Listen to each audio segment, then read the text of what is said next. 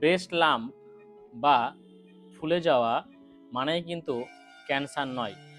আমরা অনেকেই ভাবি ব্রেস্ট লাম্প বা ফুলে যাওয়া মানেই অনেকেই ভয় পেয়ে যান হয়তো ক্যান্সার। ব্রেস্ট লাম্প বা ফুলে যাওয়া মানে ক্যান্সার নয়। যে কারণে ব্রেস্ট লাম্প হয় সেটি হলো হরমোনাল ইমব্যালেন্স বা হরমোনাল পরিবর্তনের জন্য হয়ে থাকে। তাছাড়া ফাইব্রোঅ্যাডেনোমা এটা এক ধরনের টিউমার, যেটা বিনাইন টিউমার, যেটা ক্ষতিকর দিক আমরা খুব বেশি দেখতে পাই না। তাছাড়া ফাইব্রোঅ্যাডেনোসিস হয়ে থাকে, ওটা ইনফেকশন থেকে হয়ে থাকে। তাছাড়া ব্রেস্ট সিস্ট হয়ে থাকে, যেটি হচ্ছে হরমোনাল ডিসব্যালেন্স হয়ে থাকে।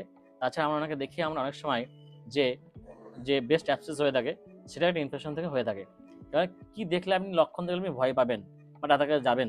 লক্ষণগুলো হলো যে আপনার লামটা ব্যথাহীন বা লামটা শক্ত, বা ব্রেস্টের ত্বকে একটা কুঁচকে যাওয়া ভাব দেখতে পাচ্ছেন, বা নিপিল থেকে আপনার ব্লিডিং ডিসচার্জ হচ্ছে, বা অ্যাবনর্মাল কোনো লিকুইড ডিসচার্জ হতে পারে, পুঁজ হতে পারে, আপনার আঠালো পদার্থ, এগুলো বার হতে পারে। সেক্ষেত্রে আপনি ভাববেন। তাছাড়া যদি হঠাৎ করে আপনার ব্রেস্টে আকার পরিবর্তন হয়, সেক্ষেত্রে অবশ্যই আপনি ডাক্তারের কাছে যোগাযোগ করবেন এবং নিয়মিত আপনি সেলফ এক্সামিনেশন করবেন ব্রেস্টের। যদি দেখেন যে আপনার চেঞ্জ হচ্ছে, তখন ডাক্তারের কাছে পরামর্শ নেবেন।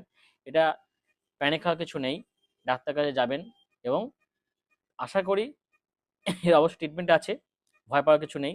সব ব্রেস্ট লাম্প কিন্তু ক্যান্সার নয়। কিছু লাম্প যেগুলো আপনার চিকিৎসার মাধ্যমে ঠিক হয়ে যাবে। সুস্থ থাকুন, ভালো থাকুন।